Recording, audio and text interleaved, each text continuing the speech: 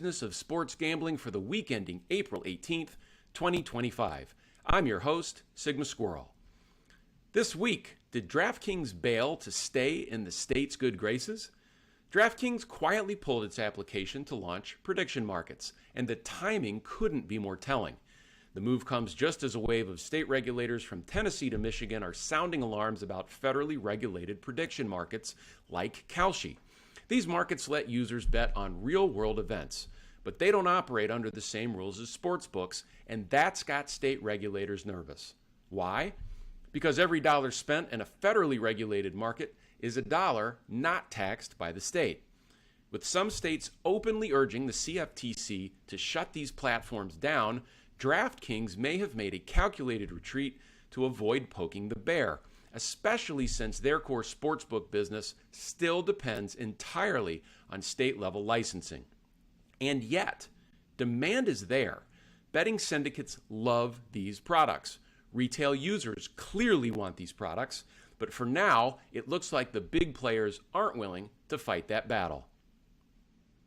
ESPN Bet slips in March again. If you've been watching ESPN Bet's rollout closely, the trend is becoming hard to ignore, and March was no different. In New Jersey, state regulators reported that sportsbooks brought in 20% less revenue than this time last year, and a big chunk of that drop is attributed to ESPN Bet's weak performance. And nationally, their handle was down month over month despite heavy promotions tied to March Madness. The hype since ESPN Bet launched was huge, but the results? So far, it's just not delivering. Despite legal options in nearly 40 states, offshore sportsbooks once again dominated action during the Masters. Why? More markets, more flexibility, and more trust from players in the market. If you were hunting for props like lowest round by a live player or final group nationality, you weren't finding that on your state-licensed app by and large. For regulators and operators trying to claw back market share, this is yet another sign that product matters, and bettors will go wherever they can to find options and edge.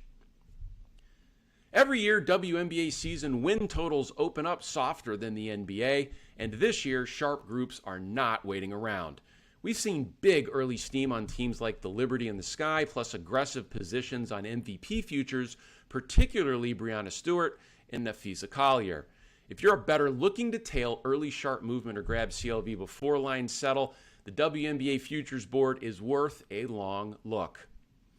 And finally, ending on something fun, Drake bet $545,000 on Alexander Volkanovski to win at UFC 314, and Volkanovski came through with a unanimous decision. The payout? Just over $915,000.